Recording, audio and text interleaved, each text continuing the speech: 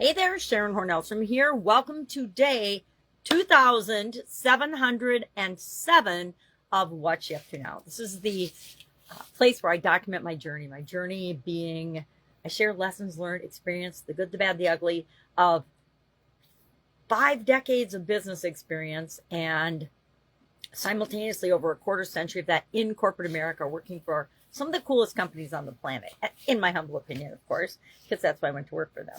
So every day I produce a couple of pieces of content. One is for my Be a Better You annual challenge. I do an annual challenge. This is our 8th year online doing an annual challenge. And about 5 years ago, we started creating our own process for growth, continuous improvement, achieving more of what we wanted in each of 9 different life framework areas that I share: physical, mental, emotional, spiritual, financial, relationships, contribution, communication, and confidence. And this month we're focusing on contribution.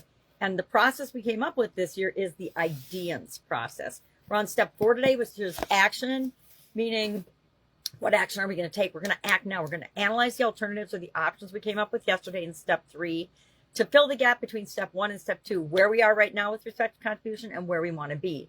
And so we brainstormed a bunch of options. We picked 3, and today we analyzed those 3, and we are picking one to take action on. And I shared the 3E tool: effective, effort level, and emotional readiness, and talked through how I like to take that and not just look at the alternatives and think about it, but actually give them a numeric score to make choosing among alternatives and options more objective than subjective, right?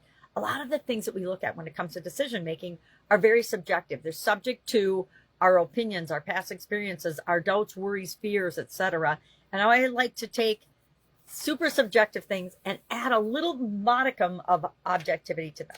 Does it always work? No, but then not all my decisions work, right? They never do. But that's what we're working on today. And then we'll finish off that process by the end of the month, and we will switch to mental health and mental well-being and all things mental and thoughts next month. I'm really excited about that. It's one of my favorite months to go into because it's something that we seldom consciously pay attention to. We're always thinking, we're always asking questions, we're always replaying stories in our head, and that's the time where we get to spend some more conscious and make actual choices and decisions and define things the way we want to define them, etc. So I'm jumping ahead. Let's stick with contribution and IDEANCE. So if anybody wants to know what I'm working on, the 3, and how I analyze mine, just please hit me up and ask. Otherwise, you can always use a different decision-making tool. I went and looked back over this year's challenge so far, and I've covered the urine analysis a couple of times.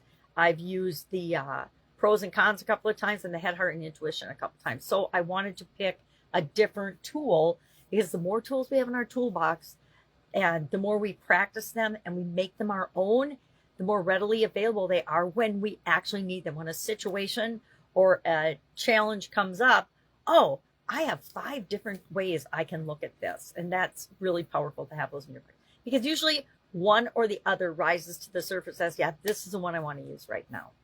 All right. That's all I've got today. I've always got stuff going on. If I can help you in any way, please ask. Otherwise, go out, make an amazing day, and I will, of course, be with you tomorrow.